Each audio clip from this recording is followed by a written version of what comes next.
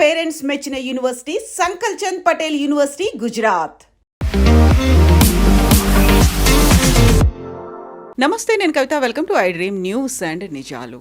Israel latest defence technology equipment ఉండేటువంటి దేశం. అలాంటి దేశాన్ని ఇరాన్ తనకున్నటువంటి ఏఐ పరిజ్ఞానంతో ఎదుర్కొంటోంది. యాక్చువల్గా అక్కడ ఏం జరుగుతోంది? అమెరికా ఇజ్రాయెల్కి ధీటుగా ఇరాన్ సమాధానం ఇస్తోందా, లేకుంటే పక్కదారి పట్టిందా? అదంతా కూడా ఇప్పుడు ఇతర ముస్లిం దేశాల మీద ఎందుకని అటాక్ చేస్తోంది? అందులోనూ ప్రధానంగా స్వశక్తితో ఎంతో కష్టంతో ఎదిగినటువంటి దుబాయ్ ఒక సేఫెస్ట్ డెస్టినేషన్ అనుకున్నారు. దాని మీద ఎందుకని అటాక్ చేసింది? మనతో పాటుగా ఉన్నారు సీనియర్ జర్నలిస్ట్ సురేష్ కొచ్చాతిల్ గారు. సార్ నమస్తే.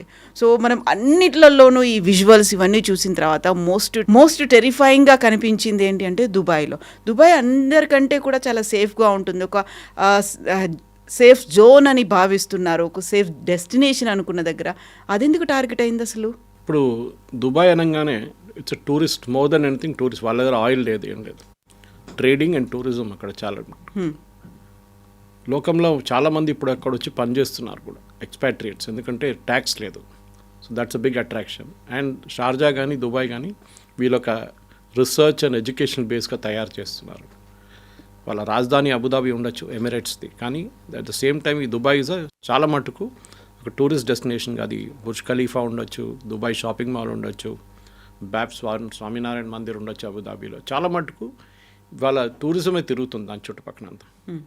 అట్లాంటి ప్లేస్లో దుబాయ్ మీద ఎందుకు అటాక్ చేశారు? ఫస్ట్ వీళ్ళు అటాక్ చేసింది దుబాయ్ ఎయిర్పోర్ట్ మీద, విచ్ ఇస్ అబ్సల్యూట్లీ షాక్ అయిపోయారు అందరు. ఎందుకంటే లోకంలో one of the largest airports in the world is Dubai.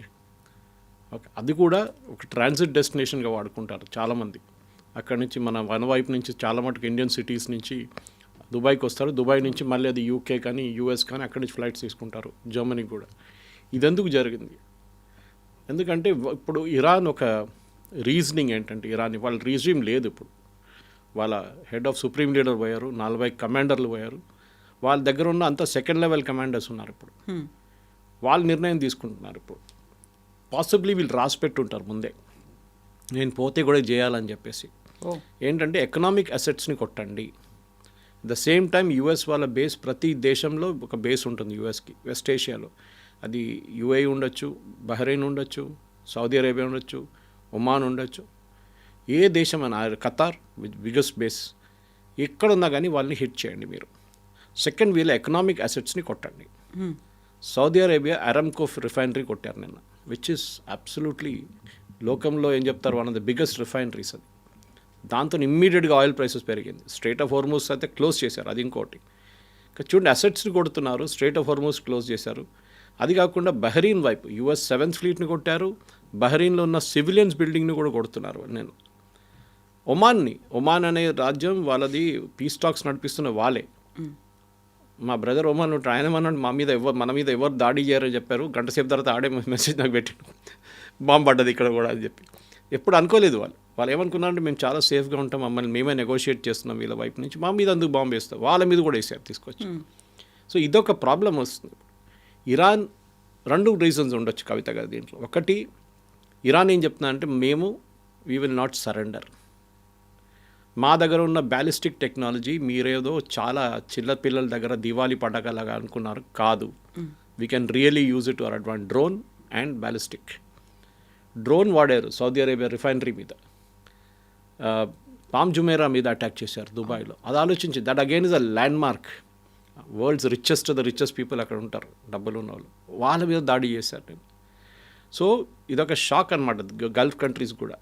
వాళ్ళు మొన్నదాకా ఏమనుకున్నారంటే, దట్ మా మీద దాడి చేయరు, మ్యాక్సిమం అమెరికన్ బేసెస్ మీద దాడి చేస్తారు, అది వాళ్ళు చూసుకుంటారు, మా మీద చేయరు అనుకున్నారు. ఈవెన్ 12 Day వార్లో అప్పుడు జరిగినప్పుడు 6 months ముందు అప్పుడు చూశారు మీరు, అప్పుడు డైరెక్ట్ ఖతార్ మీద వాళ్ళు దాడి చేశారు. కానీ Qatar air force base, US air force మీద దాడి చేశారు ఖతార్ మీద. అది కూడా చెప్పి చేశారు వాళ్ళు, మేము పంపిస్తున్నాం డ్రోన్లు అని చెప్పేసి. ఇది అట్లా కాదు. ఇది ఇప్పుడు ఇవాళ పొద్దున American embassy Riyadh, Saudi Arabian capital ఉన్న అమెరికన్ ఎంబసీని కొట్టారు, రెండు డ్రోన్లతో కొట్టారు. అంటే మనం అనుకున్నాం ఇది వీళ్ళ దగ్గర అసలు బేసిక్ టెక్నాలజీ కూడా లేదనుకో. నాకు డౌట్ ఏమొస్తుందంటే బహుశా వీళ్ళకి చైనా దగ్గర నుంచి హెల్ప్ వస్తుందని యూఎస్ ఇంటెలిజెన్స్ ఇప్పుడు చెప్తున్నారు. చైనా మాత్రం సైలెంట్గా ఉంది. ఎందుకంటే వీళ్ళ దగ్గర శాటిలైట్స్ లేవు. ఈ డ్రోన్స్ని గైడ్ చేయడానికి, ఈ మిసైల్స్ని గైడ్ చేయడానికి మీకు శాటిలైట్ టెక్నాలజీ చాలా పనికి వస్తుంది. ఇదేదో జీపీఎస్ కోఆర్డినేట్ చేసి పంపించడం కాదు, ఉంటుంది దాంట్లో, కానీ that can always go wrong. ఇది శాటిలైట్ ఇమేజరీ వీళ్ళకి ఎక్కడి నుంచి, పాకిస్తాన్ మీరు గుర్తుపెట్టిన ఆపరేషన్ సింధు టైంలో పాకిస్తాన్ని హెల్ప్ చేసిన దేశం China. Real time intelligence, satellite intelligence ఇచ్చారు వాళ్ళకి. మన ఎయిర్ ఫోర్స్ బేస్లు కానివ్వండి, మన మిసైల్ సిస్టమ్స్ కానీ, మన S-400 ఎక్కడ ఉందని పాకిస్తాన్కి చెప్పింది చైనా. సో డెఫినెట్గా ఒక డౌట్ ఉంది ఇప్పుడు యూఎస్ ఇండియా, కానీ ఇప్పుడు వాళ్ళు చైనాతో ఇప్పుడు డీల్ చేస్తలేరు, పక్కన పెట్టారు వాళ్ళు. ద ఇమీడియట్ కన్సర్న్ అంటే ట్రంప్కి ఈ యుద్ధం ఎన్ని రోజులు ఉంటుందో అని. ఎందుకంటే ఫస్ట్ టైం 2 సెనారియోస్ ఉన్నాయి కవిత. ఒకటి, గల్ఫ్ స్టేట్ అందరు కోపం వచ్చి అందరు కలిసి ఇరాన్ని కొడతారు.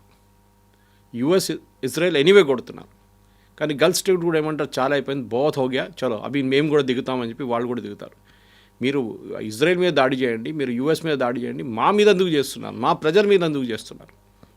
ఇన్ఫ్యాక్ట్ మా ఊరు నుంచి ఒక ఆయన మొన్న బయటకు వచ్చి నిలబడితే ఆయన మీద ఒక డ్రోన్ పీస్ వచ్చి పడ్డది. ఈ lost his leg from my home town.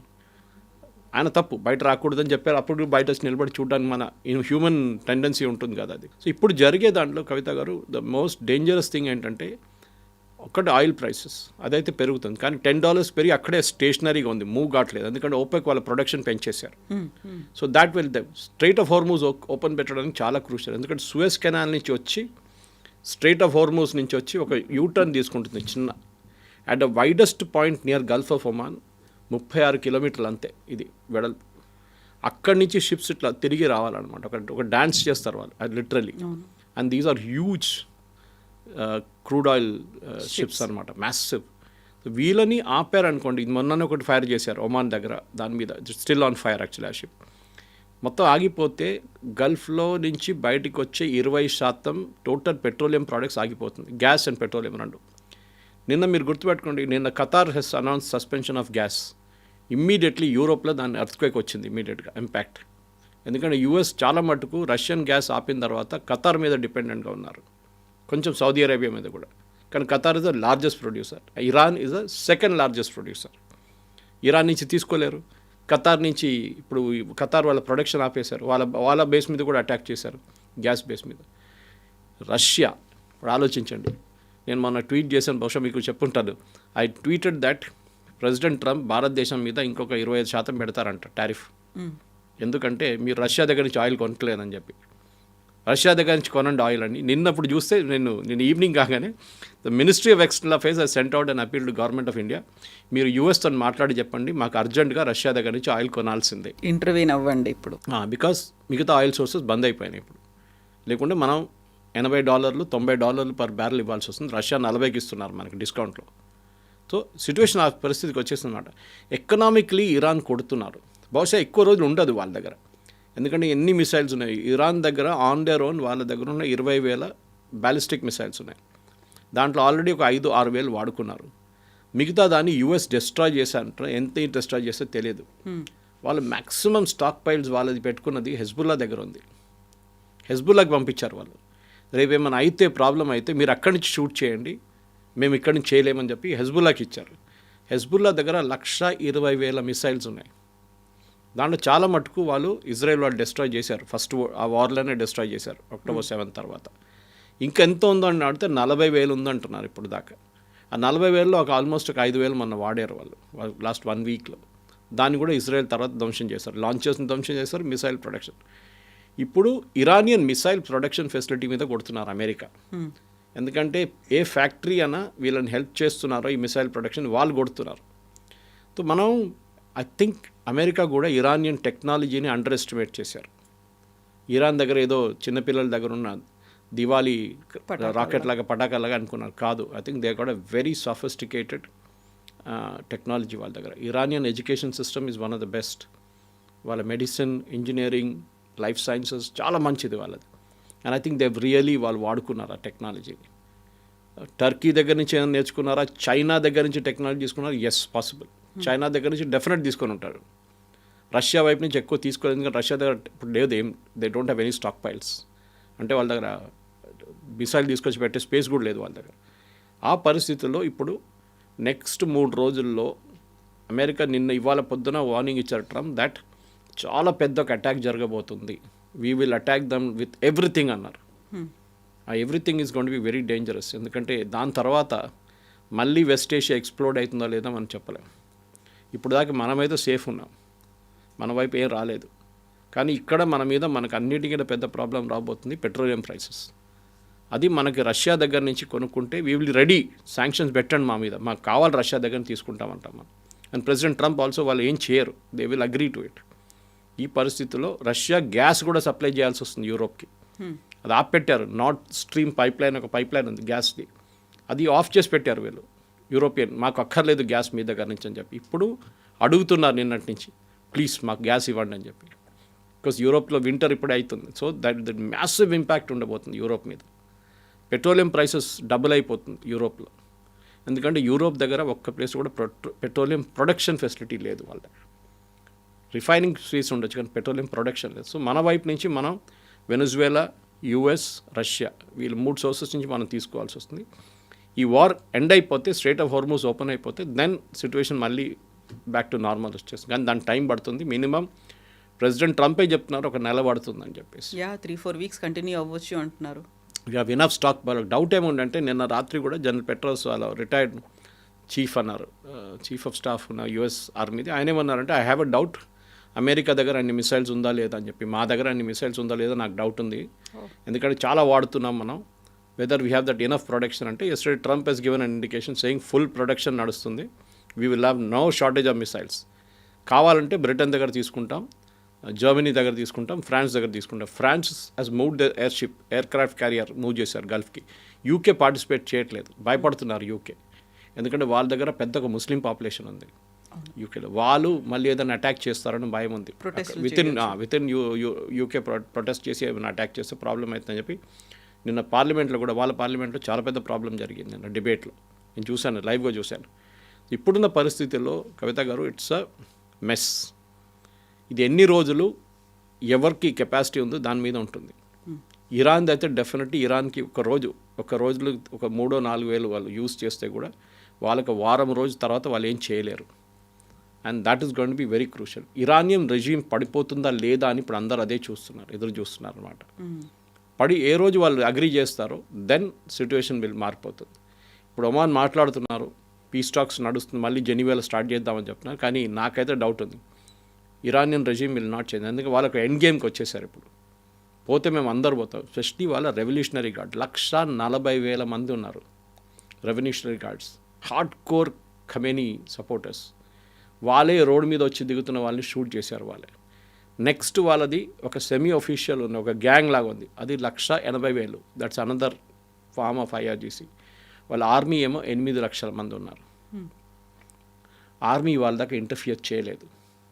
Iranian army మీద అందరూ ఇప్పుడు ఎదురు చూస్తున్నారు. ఈ ఆర్మీ రేపు ఇరాన్లో ట్రంప్ చెప్పిన తర్వాత ఒక కూ లాగా చేస్తే దెన్ సిచ్యువేషన్ మొత్తం మారిపోతుంది. అది మనకు నెక్స్ట్ 2 to 3 డేస్లో తెలుస్తుంది కదా. బట్ ఇవన్నీ పోయి దుబాయ్ మీద ఎందుకు పడ్డారు అనేది, దుబాయ్ ఎంత కష్టపడి ఎంత డెవలప్ చేసుకొని వచ్చింది, అలాంటి దుబాయ్ మీద కూడా టార్గెట్ చేయడము అనేది మళ్ళీ అక్కడ దాన్ని రివైవ్ అవ్వడానికి చాలా టైం తీసుకుంటుంది.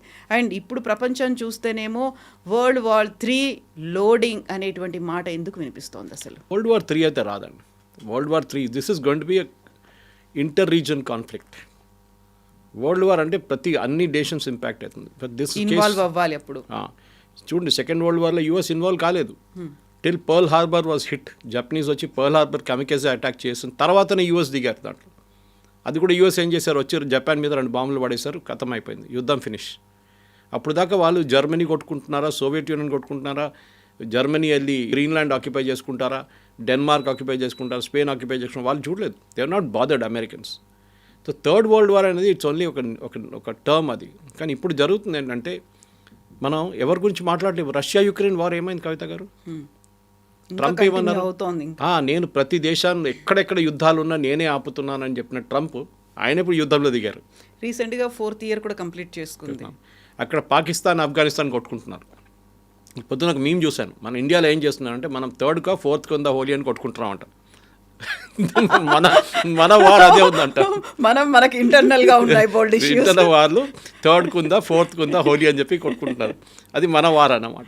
సో మనం వీఆర్ లక్కీ. మీరు ఆలోచించండి, ప్రతి దేశం ఈజ్ ఆన్ ద ఎడ్జ్. ఆ రీజన్ నుంచి మన పక్కన ఉన్న భారతదేశం ఎక్కువ దూరం లేవు మనం.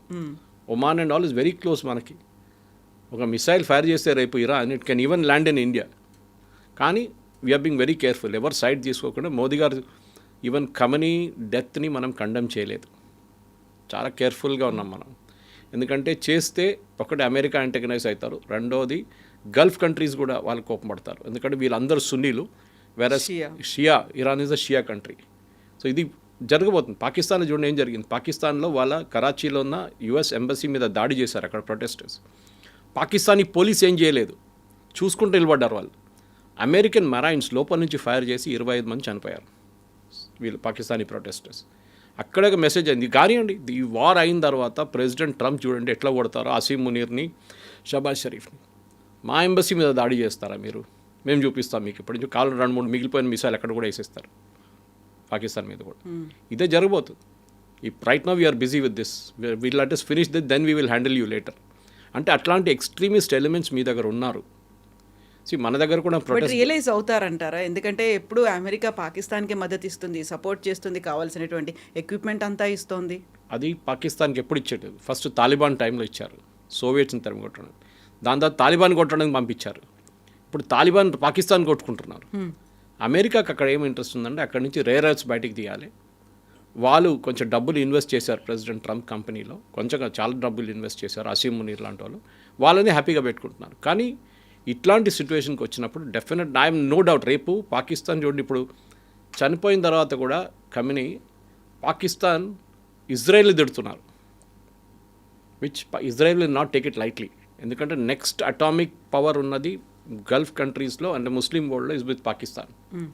వాళ్ళు ఎప్పుడో కొట్టడానికి ప్లాన్ చేస్తున్నారు, ఎక్కువ లొల్లి చేస్తే వాళ్ళు కొడతారు. కానీ ద ప్రాబ్లమ్ ఇస్ పాకిస్తాన్ దగ్గర ఉన్న అటామిక్ కేపబిలిటీ అంతా యూఎస్ దగ్గర ఉంది, యూఎస్ నిఘాలో ఉందని. వాళ్ళు దాన్ని తాళం చేయ వాళ్ళ దగ్గర ఉంది.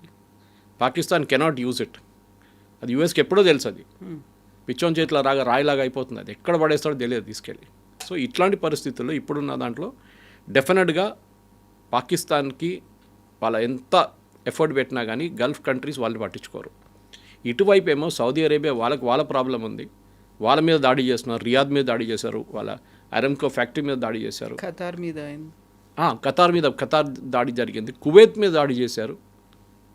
ఎక్కడ ఇన్వాల్వ్ లేని దేశాలు అందరి మీద దాడి చేస్తున్నారు. ఎందుకంటే you are all supporting the US base. అక్కడ సైప్రస్లో కొట్టారు, యూకే బేస్ని కొట్టారు. ఎందుకంటే అక్కడ నుంచి ప్లేన్స్ టేక్ ఆఫ్ చేస్తుంది. అంటే అంత నాలెడ్జ్ ఉంది వాళ్ళకి. That is the main thing. Kavitha garu, మనం అనుకుంటాం ఇరానియన్స్ దగ్గర ఒక టెక్నాలజీ లేదు, ఇంటెలిజెన్స్ లేదు, రెండూ ఉన్నాయి వాళ్ళ దగ్గర. They are somehow getting the intelligence. ఎక్కడి నుంచి మీకు ఎట్లా తెలుసు సైప్రస్ నుంచి టేక్ ఆఫ్ చేశాను యూఎస్ జెట్స్ అని? వాళ్ళకి తెలిసిపోయింది అది. దానికోసం వాళ్ళు కొట్టారు. డియోగో గార్షియా కొట్టలేరు. డియోగో గార్షియా పర్మిషన్ లేట్ ఇచ్చారని చెప్పి నిన్న ట్రంప్ స్టామ్ అని చాలా తిట్టాడు నిన్న. మీరు ముందే పర్మిషన్ ఇవ్వండి, మా B-2 బాంబర్స్ అక్కడ ఉండే, మేము మళ్ళీ యూఎస్ నుంచి తెప్పించుకోవాల్సి వచ్చింది మాకు అని చెప్పి. సో ఇది ఇప్పుడు ఎట్లయిపోయిందంటే ఇది ఇరాన్ని ఒక గాజా లాగా తయారు చేస్తారు. ఇప్పుడు చూస్తూనే ఉండండి. End of it all Iran will resemble Gaza. అది పరిస్థితి. హెజ్బుల్లాని వాళ్ళు చూసుకుంటారు, ఇజ్రాయెల్ నేను చెప్పాను చూడండి. ఇటువైపు హమాస్ ఇస్ ఆల్మోస్ట్ ఫినిష్డ్, వాళ్ళు ఏం మాట్లాడలేదు. ఇప్పుడు హూతీలను చూసుకోవాలి, అది యూఎస్ చూసుకుంటారు. కావాలంటే ఇండియా కూడా అప్పగిచ్చేస్తారు, మీరు చూసుకోండి హూతీలు అని చెప్పేసి. అది కూడా జరుగుతుంది. దిస్ ఇస్ ద సిట్యుయేషన్ నా. సో ఇరాన్ నుంచి నినాదాలు వచ్చేవి, death to Israel, death to America అని వచ్చేది. ఆ రెండూ కలిసాయి. ఇప్పుడు ఖమేనీని చంపేసిన తర్వాత స్టిల్ అదే కండిషన్ ఇంకా కంటిన్యూ అవుతుంది. ఎందుకంటే ఒక స్ప్లిట్ అనేది ఇరాన్లో కూడా కనిపించింది. చాలా వరకు బయటకు వచ్చారు, సెలబ్రేట్ చేసుకున్నారు. ఉమెన్ డాన్సులు చేయడాన్ని నిషేధిస్తే ఆ డాన్స్ వీడియోస్ కూడా ఇప్పుడు సోషల్ మీడియాలో కనిపిస్తున్నాయి.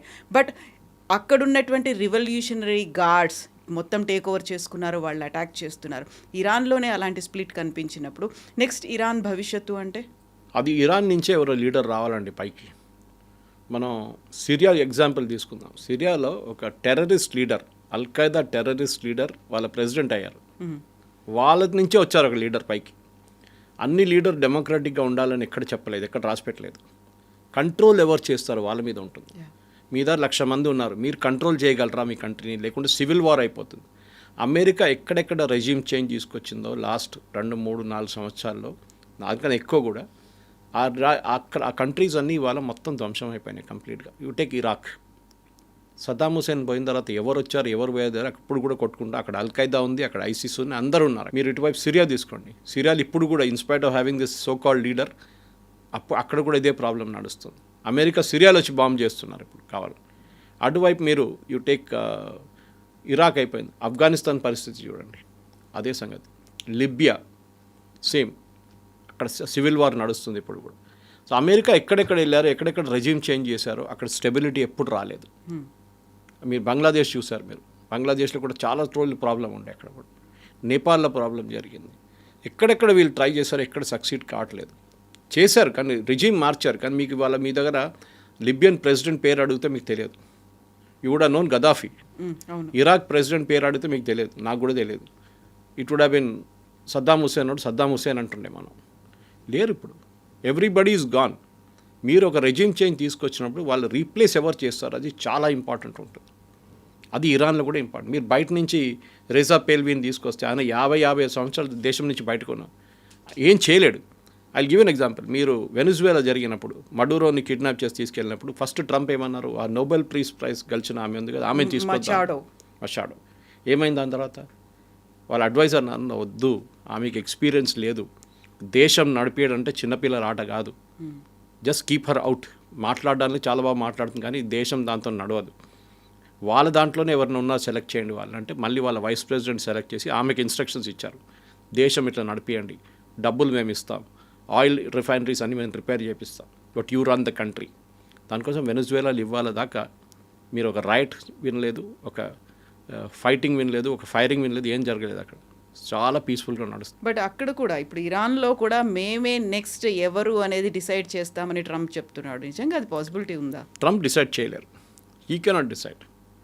అదైతే చాలా క్లియర్. ట్రంప్ డిసైడ్ ఏం చేయగలరంటే ఇరాన్ని పోస్ట్ రూలర్ ఎవరు వస్తారో వాళ్ళని వాళ్ళ వైపు ఉంచుకోవడం, వాళ్ళు ఫండింగ్ చేయడం చాలా ఇంపార్టెంట్ ఉంటుంది. ఇరాన్లో కవిత గారు రాజా పేల్వి ఫస్ట్ వీళ్ళ ఫాదర్ ఉన్నప్పుడు 79లో డిపోజ్ అయ్యారు ఆయన. 79 నుంచి 2026 వచ్చేదాకా ఇరానియన్ కరెన్సీ 99% డీవాల్యూ అయిపోయింది. ఎగ్జాంపుల్ ఇస్తాను, మన రూపీస్ తీసుకుందాం. మనం 100 రూపాయలు మీరు బ్యాంకులో వేస్తే మీ డిపాజిట్లో ఆ 100 రూపాయలకి ఇవాళ విలువ 1 రూపాయి. ఆలోచించండి, మీరు బ్యాంక్లో 1 కోటి రూపాయలు వేసారు, దాని విలువ ఎంత ఉంటుంది ఇవాళ? పోయింది, మొత్తం డబ్బులే పోయింది, complete wiped out. Iranian currency worthless అయిపోయింది. పేపర్ ఇప్పుడు ఒక లోఫ్ బ్రెడ్ కొనాలంటే చిన్న ఒక ట్రక్లో తీసుకెళ్ళాలి డబ్బులు అంత. అక్కడే ప్రాబ్లం అంతా స్టార్ట్ అయింది. ఇప్పుడు 6 నెలల ముందు మన ప్రొటెస్ట్ ఎందుకు స్టార్ట్ అయింది, అక్కడ బాజారీస్ అంటారు, అంటే బాజార్ నడిపిస్తున్న వాళ్ళు ట్రేడర్స్. వాళ్ళు ఏమంటున్నారు అంటే మా దగ్గర ఎవరు రావట్లేదు కొనడానికి, nobody is coming to buy anything from us. మేమేం అమ్మాలి, మేము కరెన్సీకి వాల్యూ లేదు, నీళ్ళు లేవు వాళ్ళ దగ్గర.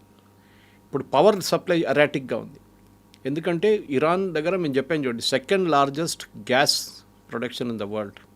కెపాసిటీ ప్రొడక్షన్ కాదు, వాళ్ళ దగ్గర ఉన్న asset. 3rd largest oil reserves in the world. First is Venezuela, 2nd Saudi Arabia, 3వది ఇరాన్. గ్యాస్లో first is Qatar, 2nd is Iran. కానీ లాస్ట్ 3 సంవత్సరాల్లో ఇరాన్ ప్రొడ్యూస్ చేసింది టోటల్ ఆయిల్ ప్రొడక్షన్లో 3%. మినిమం 20-22% ప్రొడ్యూస్ చేయాల్సిన ఒక కంట్రీ ఇస్ డూయింగ్ ఓన్లీ 2%, 3%. అక్కడ ఎందుకంటే యూఎస్ టోటల్ బ్యాన్ పెట్టేశారు, ఎవ్వరు కొనకూడదు వీళ్ళ దగ్గర నుంచి ఆయిల్ అని చెప్పి, రష్యా లాగానే. అక్కడే ప్రాబ్లం వచ్చింది. సో ఇరాన్ ఒక చాలా మోడర్న్ నేషన్ ఉండే రేజా పెల్వి టైంలో. ఆఫ్కోర్స్ ఈ వాజ్ ద డిక్టేటర్, అది పక్కన పెడదాం మనం, అబ్సల్యూట్ డిక్టేటర్, యూజ్లెస్ ఫెలో అని చెప్పొచ్చు, కానీ కంట్రీ నడిపించారు. సద్దాం హుసేన్ కూడా మీరు అట్లని చెప్పొచ్చు, absolute dictator, 3rd rate character అని చెప్తే కానీ దేశం నడిపించాడు. గదాఫీ కూడా సేమ్ థింగ్, స్టెబిలిటీ ఉండే వాళ్ళకి. Whether you agree with that stability concept అన్నాడు, అది ఇంకోటి. కానీ ఇప్పుడు ఏంటంటే ఇరాన్లో ఈ ఇరానియన్ రెవల్యూషన్ తీసుకొచ్చిన టైం నుంచి ఇప్పుడు దాకా ఫస్ట్ 8 సంవత్సరాలు ఖొమేనీ ఉండే, దాని తర్వాత 40 సంవత్సరాలు ఖమేనీ ఉండే. ఈ 40 సంవత్సరాల్లో కంప్లీట్ ఎకానమీని ధ్వంసం చేశారు వాళ్ళు. షరియా లా మీద ఇంపార్టెన్స్ పెట్టి అన్ని దేశాలతో కొట్లాడుకొని అమెరికాతో పంగా పెట్టుకున్నారు. అది లాస్ట్ ఇప్పుడు ఈ సిచ్యువేషన్కి ఎట్లా వచ్చిందంటే ఇప్పుడు ఇరానియన్ కరెన్సీకి వాల్యూ లేదు, ఇన్ఫ్లేషన్ ఏమో 49 నుంచి 55% ఇన్ఫ్లేషన్ ఉంది, కొంతమంది 80% అంటున్నారు. ప్రజలకి తినడానికి ఎక్కువ తిండి లేదు అక్కడ, వాళ్ళు సఫర్ అవుతున్నారు. కానీ వాళ్ళ ఎడ్యుకేషన్ సిస్టమ్ చూస్తే one of the best in the world. వాళ్ళ దాంట్లో 98% మహిళలు ఎడ్యుకేటెడ్. చాలా ఎడ్యుకేషన్ సిస్టమ్ సూపర్ ఇరాన్లో. వాళ్ళ దగ్గర పోస్ట్ గ్రాడ్యుయేట్ లెవెల్లో కూడా చాలా మంచి education, even there medical education. మన భారతదేశం నుంచి చాలామంది కాశ్మీర్ వైపు నుంచి షియా పిల్లలు వెళ్తారు అక్కడ చదువుకోవడానికి, కార్గిల్ వైపు నుంచి. This is very important. Iran దగ్గర పొటెన్షియల్ ఉంది, ఆ పొటెన్షియల్ని నడిపించడానికి వీళ్ళకి తెలియదు. రేజా పేల్వీని ఎందుకు తీసేశారు బయట అంటే కరప్షన్, అబ్సల్యూట్ కరప్ట్ ఉండే ఆయన. యుఎస్ వాళ్ళని వాడుకున్నారు. ఆయనకన్నా ముందున్న ప్రెసిడెంట్ మొహమ్మద్ మెజీబ్ ఆయన కిందకి దింపారు 1953లో. వీళ్ళందరూ కలిసి చేశారు పని. ఎవరు యూకే MI6 అండ్ CIA కలిసి చేశారు. ఆయన పక్కన పెట్టి ఈయన తీసుకొచ్చారు షా ఆఫ్ ఇరాన్ని. ఆయన అసలు దేశం మొత్తం ధ్వంసం చేశారు. ఖొమేనీ దాని తర్వాత వచ్చారు. He lead the revolution after that. ఆయన ఒక లీడర్గా ఎగిరారు. ఆయన కానీ 8 సంవత్సరాలు ఉండలేకపోయారు. ఆయన ఆఫ్టర్ 8 years హీ డైడ్. కానీ ఈ రిలీజియస్ లీడర్స్ ఏంటంటే వాళ్ళు ఒకటే రూట్ ఉంటుంది వాళ్ళది, రిలీజియన్ ఎక్స్పాండ్ చేయడం, ఆ రిలీజియన్ని కంట్రోల్ చేయడం, మహిళల్ని కంట్రోల్ చేయడం, మహిళల్ని బయట రాకుండా. మీరు చూస్తుంటారు బుర్కా లేదు, హిజాబ్ వేయలేదని చెప్పి ఎంతో మహిళలను చంపారు వీళ్ళు. జుట్టు కనిపిస్తోంది అని అది. సో డెఫినెట్గా ఇరాన్లో కొత్త లీడర్షిప్ రావాలంటే నెక్స్ట్ ఒక 2 to 3 weeksలో వాళ్ళ దాని నుంచే ఎవరినైనా సెలెక్ట్ చేయాల్సి వస్తుంది. కానీ ఈ నేషనల్ గార్డ్, రెవల్యూషనరీ గార్డ్స్ ఉన్నారు చూడండి, వాళ్ళని ఫస్ట్ ట్యాకిల్ చేయాల్సి వస్తుంది. వాళ్ళ టాప్ లీడర్షిప్లో 22 మందిని చంపేశారు మన బాంబింగ్లో. ఇన్ఫ్యాక్ట్ ఆ బాంబింగ్ కూడా చాలా, నేను ఇవాళ పొద్దున కూడా I was listening to an Israeli expert, intelligence expert. ఆయన ఏం చెప్తున్నా అంటే, ఇంత హైలీ ప్రొటెక్టెడ్గా ఉన్న మనిషి, ఖమేనీ లాంటి మనిషిని మీరు ఒక ఓవర్ గ్రౌండ్ ప్యాలెస్లో పెట్టి ఓపెన్ ఏరియాలో, అంటే ఓపెన్ ఏరియా అంటే నాట్ అండర్ గ్రౌండ్, పైన ఒక బిల్డింగ్లో పెట్టి దాంట్లో ఒక 100-200 మంది కమాండర్స్ని తీసుకొస్తే వీళ్ళందరూ చూసుకుని కూర్చుంటారు అక్కడ. In fact the operation was planned on Tuesday. వెనస్డేకి పోస్ట్పోన్ చేశారు, థర్స్డేకి పోస్ట్పోన్ చేశారు, ఫ్రైడేకి పోస్ట్పోన్, లాస్ట్ సాటర్డే పొద్దున కొట్టారు. ఎందుకంటే వీళ్ళు అనుకున్నారు ఇప్పుడు దాకా ఇజ్రాయెల్ మా మీద దాడి చేసినప్పుడు రాత్రిపూట చేశారు, పొద్దున పూట ఎప్పుడు చేయలేదు. వాళ్ళు కొట్టారు మామూలు. కానీ it is absolute blunder. In fact that Israeli expert saying, మీద ఒక డోర్ మీద బోర్డు కూడా పెట్టుంటారు, here lives Khamenei family, please knock and enter the door అని, please knock the door and enter. అంత ఓపెన్గా పెట్టుకున్నారు మీరు. ఓకే, నేను అప్పుడు తెలుస్తుంది అంటే ఇవాళ వచ్చిన రిపోర్ట్లో ఇజ్రాయెల్ వాళ్ళు ట్రాఫిక్ సిగ్నల్ కెమెరాలు కూడా హ్యాక్ చేశారంట. ఈ లీడర్స్ అందరూ ట్రావెల్ చేస్తున్న రూట్ చూసుకోవడానికి మన దగ్గర ట్రాఫిక్ కెమెరాస్ ఎందుకు పెడతారు, బండి ట్రాక్ అది కూడా ఇజ్రాయెల్ వాళ్ళు హ్యాక్ చేశారట. దాన్ని హ్యాక్ చేసి వీళ్ళందరూ ఏ రూట్లో వెళ్తున్నారు, ఎక్కడికి వెళ్తున్నారు కనుక్కుంటే అందరూ ఒకటే రూట్లో వెళ్తున్నారంట. And that the only fellow who escaped yesterday's bombing, I mean 28th bombing రోజు వాజ్ హెడ్ ఆఫ్ ఇంటెలిజెన్స్. ఆయనకి ఒంట్లో బాగాలేదంట, ఇంట్లో అనుకున్నాడు. ఆయన డెప్యూటీ అయినండి, ఆడు చనిపోయాడు. సో ఆ పరిస్థితి they have bill to get superb intelligence. ఇది చాలా ఇంపార్టెంట్. హ్యూమన్ ఇంటెలిజెన్స్ ఒకటి ఉంటుంది. అంటే వాళ్ళు ఇరాన్లో ఉన్న ఈ రెజీమ్ లోపల కూడా దూరారు. వాళ్ళు కాసిం సులైమానీని చంపినప్పుడు there was excellent information. Qasem Soleimani తోడునెవరో ఇన్ఫర్మేషన్ ఇచ్చారు that he is moving in this car from so and so place. ఎందుకంటే 6 కార్లు ఉండే కాన్వాయ్లో, 6 కార్లకు ఒకటే నంబర్ ప్లేట్. మన దగ్గర కూడా చూడండి, రేవంత్ రెడ్డి వెళ్తున్నప్పుడు, చంద్రబాబు నాయుడు వెళ్తున్నప్పుడు కార్ నంబర్ ప్లేట్ అన్నీ ఒకటే ఉంటుంది. యాక్చువల్లీ ఇట్ ఇస్ ఇల్లీగల్, కానీ సెక్యూరిటీ వైజ్ ఇట్ ఈస్ ఇంపారిటివ్. ఆ కార్లు మారుతూనే ఉంటాయి కాన్వాయ్లో. సో మీకు తెలియదు ఏ కార్లో ఉన్నాడని చెప్పేసి. అదే వీళ్ళు కూడా ఫాలో చేస్తారు. కానీ కరెక్ట్గా అప్పుడు కూడా కొట్టారు సులేమాని. పక్కన ఉన్న ఏ కార్కి ఏం ప్రాబ్లం రాలేదు. ఆలోచించండి. సో ఇజ్రాయలీ ఇంటెలిజెన్స్ ఆ రోజు జరిగిన దాడిలో చాలా క్లియర్గా, కానీ వీళ్ళు చేసిన అన్నిటికంటే పెద్ద బ్లండర్, అండర్ గ్రౌండ్ బంకర్లో మీటింగ్ పెట్టకుండా మీరు ఒక ఓపెన్, అంటే ఒక ప్యాలెస్లో మీటింగ్ పెట్టి చాలా ఓపెన్గా ఇజ్రాయెల్ చెప్పారు మీరు రావచ్చు కొట్టచ్చు మమ్మల్ని అని చెప్పి, వీఆర్ రెడీ అన్నట్టుగా. But I think that is a blunder, underestimating Israel, or they were plain stupid Iranians. ఎందుకు చేశారో అర్థం కావట్లేదు ఇప్పుడు కూడా. అది హైలీ ప్రొటెక్టెడ్ మనిషి. ఈయనని లాస్ట్ టైం 6 నెలల ముందు అటాక్ జరిగినప్పుడు కవిత గారు, దేవర్ రిపోర్ట్స్, ఇంటెలిజెన్స్ రిపోర్ట్స్ చాలా క్లియర్గా ఏం చెప్పారంటే they had him in the range. Khamenei ఉన్నారంట రేంజ్, కొట్టమంటారా? అప్పుడు యుఎస్ ప్రెసిడెంట్ ట్రంప్ చెప్పారంటే ఇప్పుడు వద్దు, కొడితే ఇది పెద్ద ప్రాబ్లం అవుతుంది. So Israel backed out. But Israel convince చేసింది మళ్ళీ ఇప్పుడు. న్యాచురల్లీ, బికాస్ వాళ్ళు ఇప్పుడు నిన్న ఒక యూట్యూబ్ ఛానల్లో ఆర్గ్యూ చేస్తున్నారు, మన ఛానలే అనుకుంటాను, మరి ఇంకా ఏదో ఛానల్ గుర్తులేదు. నేను ప్యూరిటీ గురించి మాట్లాడుతున్నాను, యురేనియం ప్యూరిటీ. ఎగ్జాక్ట్లీ మన దగ్గర 20%, 30%, 60%, 80%. యాక్చువల్లీ 20% నుంచి మొదలు కావచ్చు. 20% మొదలైతే ఒక చిన్న క్రూడ్ బాంబ్ లాగా ఉంటుంది. మీరు ఎంత హై ప్యూరిటీకి వెళ్తారో అంత బాగుంటుంది వెపన్. అది చాలా ఇంపార్టెంట్. కానీ ఈ న్యూక్లియర్ వెపన్ ఎవరు వాడరు.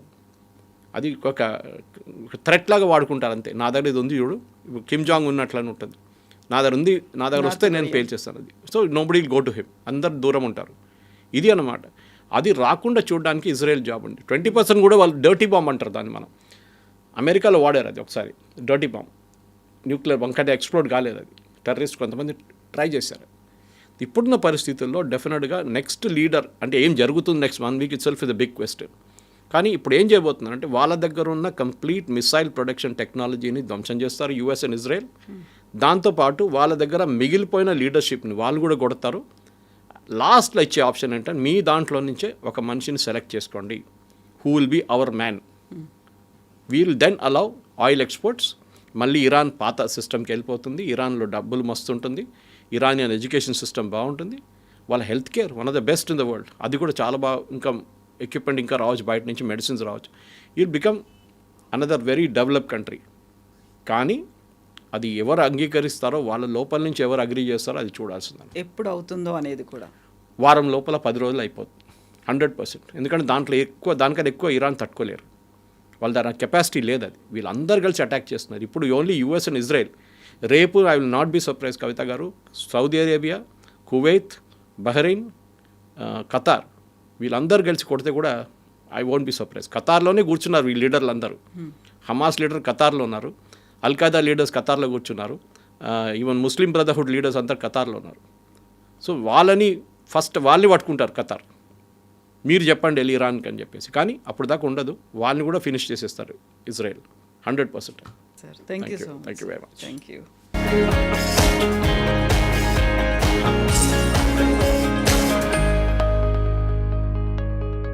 ఈ విజువల్స్ ఇవన్నీ చూసిన తర్వాత మోస్ట్ టెరిఫైయింగ్గా కనిపించింది ఏంటి అంటే దుబాయ్ అందరికంటే కూడా చాలా సేఫ్గా ఉంటుంది. ఒక సేఫ్ జోన్ అని భావిస్తున్నారు, ఒక సేఫ్ డెస్టినేషన్ అనుకున్న దగ్గర అది ఎందుకు టార్గెట్ అయింది అసలు?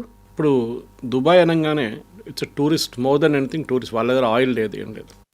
ట్రేడింగ్ అండ్ టూరిజం అక్కడ చాలా లోకంలో చాలామంది ఇప్పుడు అక్కడ వచ్చి పనిచేస్తున్నారు కూడా, ఎక్స్పాట్రియేట్స్, ఎందుకంటే ట్యాక్స్ లేదు. So that's a big attraction. And Sharjah కానీ దుబాయ్ కానీ వీళ్ళొక రీసెర్చ్ అండ్ ఎడ్యుకేషన్ బేస్గా తయారు చేస్తున్నారు. వాళ్ళ రాజధాని అబుదాబి ఉండొచ్చు, ఎమిరేట్స్ది, కానీ అట్ ద సేమ్ టైం ఈ దుబాయ్ ఇస్ చాలా మటుకు ఒక టూరిస్ట్ డెస్టినేషన్గా. అది బుర్జ్ ఖలీఫా ఉండొచ్చు, దుబాయ్ షాపింగ్ మాల్ ఉండొచ్చు, బ్యాబ్స్ స్వామినారాయణ మందిర్ ఉండొచ్చు అబుదాబిలో. చాలా మటుకు వాళ్ళ టూరిజమే తిరుగుతుంది దాని చుట్టుపక్కల అంతా. అట్లాంటి ప్లేస్లో దుబాయ్ మీద ఎందుకు అటాక్ చేశారు? ఫస్ట్ వీళ్ళు అటాక్ చేసింది దుబాయ్ ఎయిర్పోర్ట్ మీద, విచ్ ఇస్ అబ్సల్యూట్లీ షాక్ అయిపోయారు అందరు. ఎందుకంటే లోకంలో one of the largest airports in the world is Dubai. Okay, అది కూడా ఒక ట్రాన్సిట్ డెస్టినేషన్గా వాడుకుంటారు చాలామంది. అక్కడ నుంచి మన వైపు నుంచి చాలా మటుకు ఇండియన్ సిటీస్ నుంచి దుబాయ్కి వస్తారు. దుబాయ్ నుంచి మళ్ళీ అది యూకే కానీ యూఎస్ కానీ అక్కడి నుంచి ఫ్లైట్స్ తీసుకుంటారు, జర్మనీకి కూడా. ఇదెందుకు జరిగింది? ఎందుకంటే ఇప్పుడు ఇరాన్ ఒక రీజనింగ్ ఏంటంటే, ఇరాన్ వాళ్ళ రీజిమ్ లేదు ఇప్పుడు. వాళ్ళ హెడ్ ఆఫ్ సుప్రీం లీడర్ పోయారు, 40 కమాండర్లు పోయారు. వాళ్ళ దగ్గర ఉన్న అంత సెకండ్ లెవెల్ కమాండర్స్ ఉన్నారు ఇప్పుడు. వాళ్ళు నిర్ణయం తీసుకుంటున్నారు ఇప్పుడు. పాసిబ్లీ వీళ్ళు రాసి పెట్టుంటారు ముందే, నేను పోతే కూడా చేయాలని చెప్పేసి. ఏంటంటే ఎకనామిక్ అసెట్స్ని కొట్టండి. ద సేమ్ టైం యూఎస్ వాళ్ళ బేస్, ప్రతి దేశంలో ఒక బేస్ ఉంటుంది యూఎస్కి, వెస్ట్ ఏషియాలో. అది యుఏఈ ఉండొచ్చు, బహ్రెయిన్ ఉండొచ్చు, సౌదీ అరేబియా ఉండొచ్చు, ఒమాన్ ఉండొచ్చు, ఏ దేశం అయినా, ఖతార్ విత్ బిగ్గెస్ట్ బేస్, ఎక్కడున్నా కానీ వాళ్ళని హిట్ చేయండి మీరు. సెకండ్, వీళ్ళ ఎకనామిక్ అసెట్స్ని కొట్టండి. సౌదీ అరేబియా అరామ్కో రిఫైనరీ కొట్టారు నిన్న, విచ్ ఇస్ అబ్సల్యూట్లీ లోకంలో ఏం చెప్తారు, one of the biggest refineries అది. దాంతో ఇమ్మీడియట్గా ఆయిల్ ప్రైసెస్ పెరిగింది. స్ట్రైట్ ఆఫ్ హోర్మూజ్ అయితే క్లోజ్ చేశారు, అది ఇంకోటి. చూడండి, అసెట్స్ని కొడుతున్నారు, స్ట్రైట్ ఆఫ్ హోర్మూజ్ క్లోజ్ చేశారు.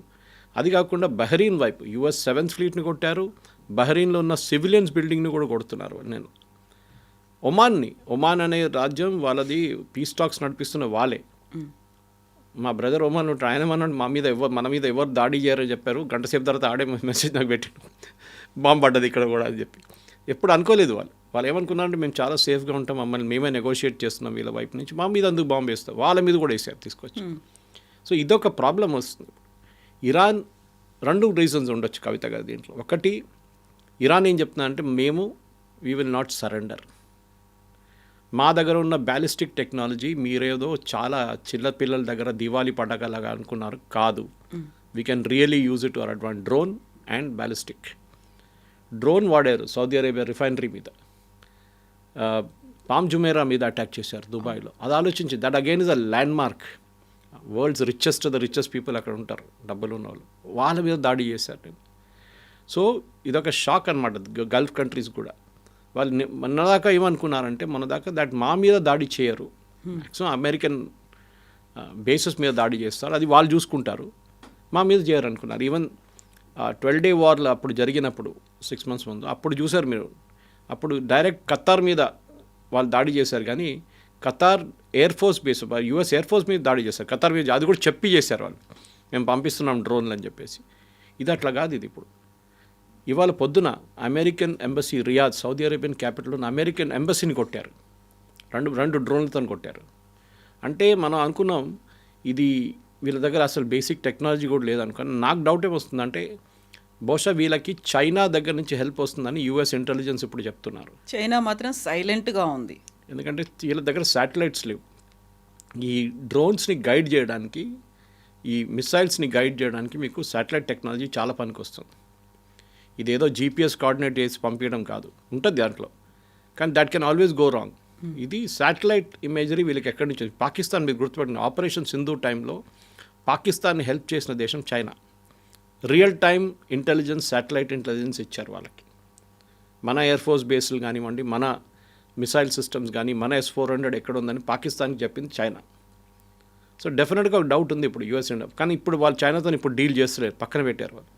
ద ఇమీడియట్ కన్సర్న్ అంటే ట్రంప్కి ఈ యుద్ధం ఎన్ని రోజులు ఉంటుందో అని. ఎందుకంటే ఫస్ట్ టైం 2 సెనారియోస్ ఉన్నాయి కవిత. ఒకటి, గల్ఫ్ స్టేట్ అందరు కోపం వచ్చి అందరు కలిసి ఇరాన్ని కొడతారు. యుఎస్, ఇజ్రాయెల్ ఎనీవే కొడుతున్నారు, కానీ గల్ఫ్ స్టేట్ కూడా ఏమంటారు, చాలా అయిపోయింది, బోత్ హోగ్యా, చలో అవి మేము కూడా దిగుతామని చెప్పి వాళ్ళు కూడా దిగుతారు. మీరు ఇజ్రాయెల్ మీద దాడి చేయండి, మీరు యుఎస్ మీద దాడి చేయండి, మా మీద ఎందుకు చేస్తున్నారు, మా ప్రజల మీద ఎందుకు చేస్తున్నారు. ఇన్ఫ్యాక్ట్ మా ఊరు నుంచి ఒక ఆయన మొన్న బయటకు వచ్చి నిలబడితే ఆయన మీద ఒక డ్రోన్ పీస్ వచ్చి పడ్డది. ఈ lost his leg from my home town.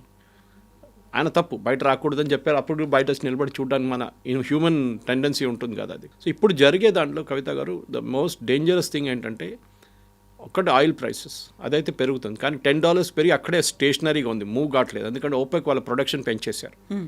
So that will strait of Hormuz open పెట్టడానికి చాలా క్రూషియల్. ఎందుకంటే సూయజ్ కెనాల్ నుంచి వచ్చి స్ట్రైట్ ఆఫ్ హార్మూజ్ నుంచి వచ్చి ఒక యూటర్న్ తీసుకుంటుంది చిన్న, at the widest point near Gulf of Oman 36 kilometers అంతే ఇది వెడల్పు.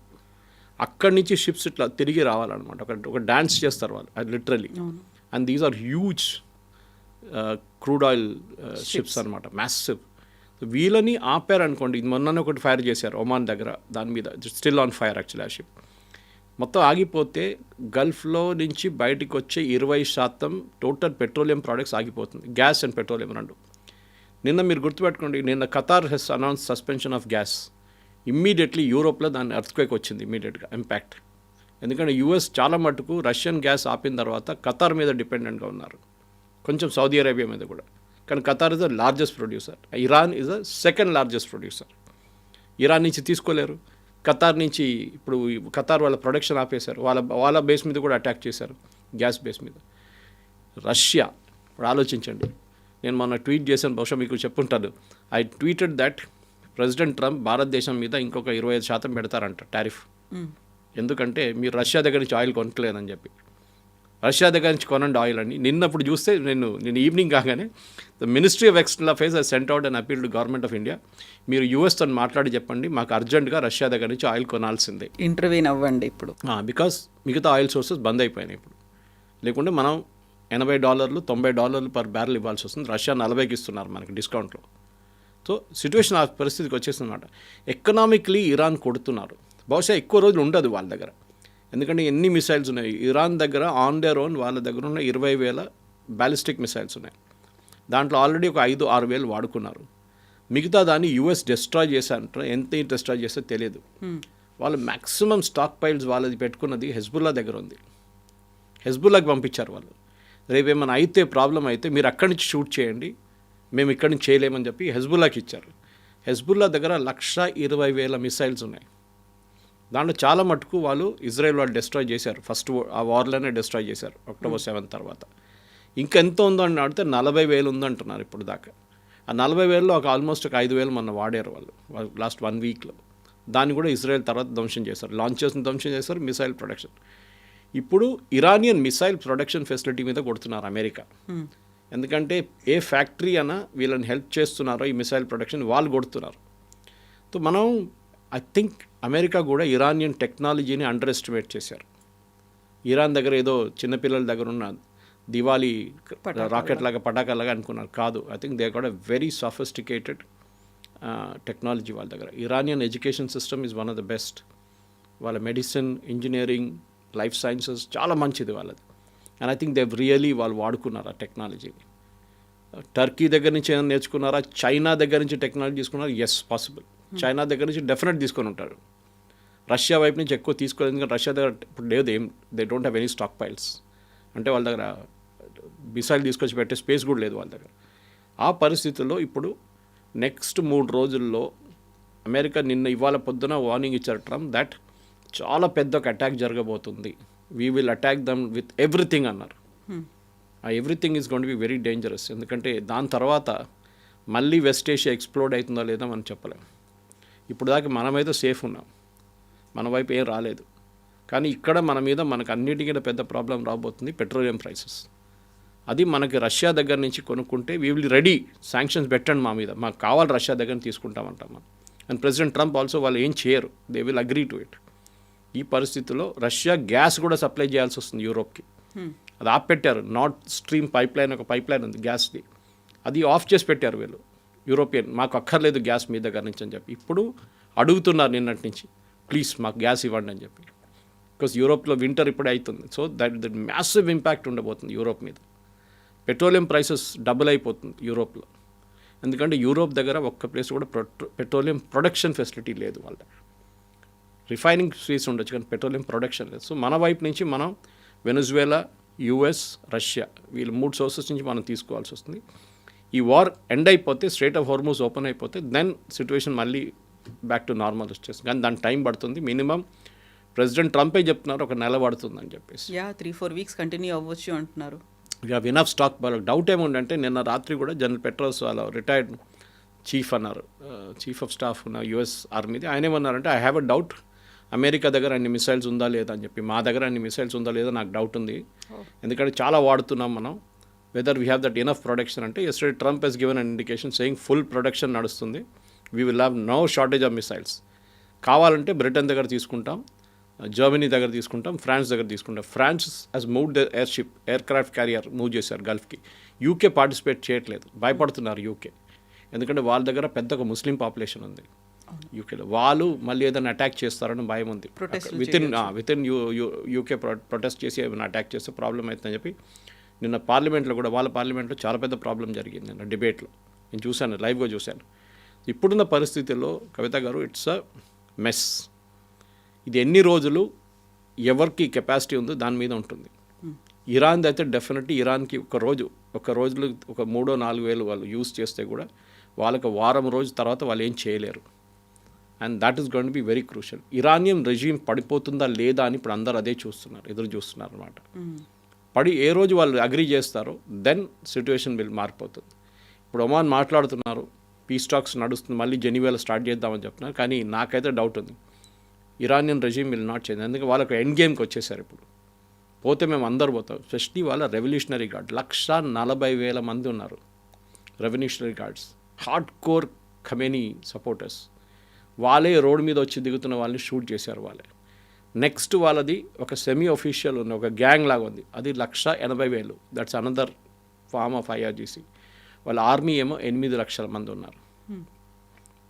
ఆర్మీ వాళ్ళ దాకా ఇంటర్ఫియర్ చేయలేదు. ఇరానియన్ ఆర్మీ మీద అందరు ఇప్పుడు ఎదురు చూస్తున్నారు. ఈ ఆర్మీ రేపు ఇరాన్లో ట్రంప్ చెప్పిన తర్వాత ఒక కూ లాగా చేస్తే దెన్ సిచ్యువేషన్ మొత్తం మారిపోతుంది. అది మనకు నెక్స్ట్ 2 to 3 డేస్లో తెలుస్తుంది కదా. బట్ ఇవన్నీ పోయి దుబాయ్ మీద ఎందుకు పడ్డారు అనేది, దుబాయ్ ఎంత కష్టపడి ఎంత డెవలప్ చేసుకొని వచ్చింది, అలాంటి దుబాయ్ మీద కూడా టార్గెట్ చేయడము అనేది మళ్ళీ అక్కడ దాన్ని రివైవ్ అవ్వడానికి చాలా టైం తీసుకుంటుంది. అండ్ ఇప్పుడు ప్రపంచం చూస్తేనేమో World War III లోడింగ్ అనేటువంటి మాట ఎందుకు వినిపిస్తోంది అసలు? World War III అయితే రాదండి. World War III this is going to B inter reason conflict. World war అంటే అన్ని నేషన్స్ ఇంపాక్ట్ అవుతుంది. బట్ దిస్ ఇన్వాల్వ్ అవ్వాలి అప్పుడు. చూడండి, సెకండ్ వరల్డ్ వార్లో యూఎస్ ఇన్వాల్వ్ కాలేదు. Till pearl harbour was hit. Japanese వచ్చి పర్ల్ హార్బర్ కెమికల్స్ అటాక్ చేసిన తర్వాతనే యూఎస్ దిగారు దాంట్లో. అది కూడా యూఎస్ ఏం చేశారు, వచ్చారు జపాన్ మీద 2 బాంబులు పడేశారు, ఖతం అయిపోయింది, యుద్ధం ఫినిష్. అప్పుడు దాకా వాళ్ళు జర్మనీ కొట్టుకుంటున్నారా, సోవియట్ యూనియన్ కొట్టుకుంటున్నారా, జర్మనీ వెళ్ళి గ్రీన్లాండ్ ఆక్యుపై చేసుకుంటారా, డెన్మార్క్ ఆక్యుపై చేసుకుంటారా, స్పెయిన్ ఆక్యుపై చేసుకుంటారా, వాళ్ళు చూడలేదు. They are not bothered Americans. So third world war అనేది ఇట్స్ ఓన్లీ ఒక టర్మ్ అది. కానీ ఇప్పుడు జరుగుతుంది ఏంటంటే, మనం ఎవరి గురించి మాట్లాడలేము. రష్యా యుక్రెయిన్ వార్ ఏమైంది కవిత గారు? ట్రంప్ ఏమన్నారు, నేను ప్రతి దేశాన్ని ఎక్కడెక్కడ యుద్ధాలు ఉన్నా నేనే ఆపుతున్నానని చెప్పిన ట్రంప్, ఆయన ఇప్పుడు యుద్ధంలో దిగారు. రీసెంట్గా 4th ఇయర్ కూడా కంప్లీట్ చేసుకుంది. అక్కడ పాకిస్తాన్ ఆఫ్ఘనిస్తాన్ కొట్టుకుంటున్నారు. పొద్దున ఒక మీమ్ చూశాను, మన ఇండియాలో ఏం చేస్తున్నారంటే మనం 3rd కా 4th కింద హోలీ అని కొట్టుకుంటున్నామంట. మన వార్ అదే ఉందంట. మనకి ఇంటర్నల్ గా ఉన్నాయి బోల్డ్ ఇష్యూస్. ఇంటర్నల్ వార్లు 3rd కుందా 4th కుందా హోలీ అని చెప్పి కొట్టుకుంటున్నారు. అది మన వార్ అన్నమాట. సో మనం వీఆర్ లక్కీ. మీరు ఆలోచించండి, ప్రతి దేశం ఈజ్ ఆన్ ద ఎడ్జ్. ఆ రీజన్ నుంచి మన పక్కన ఉన్న భారతదేశం ఎక్కువ దూరం లేవు మనం. Oman and all is very close మనకి. ఒక మిసైల్ ఫైర్ చేస్తే రేపు Iran, it can even land in India. కానీ వీఆర్ బీయింగ్ వెరీ కేర్ఫుల్. ఎవరు సైడ్ తీసుకోకుండా, మోదీ గారు ఈవెన్ ఖమనీ డెత్ని మనం కండెమ్ చేయలేదు. చాలా కేర్ఫుల్గా ఉన్నాం మనం. ఎందుకంటే చేస్తే ఒకటి అమెరికా యాంటగనైజ్ అవుతారు, రెండోది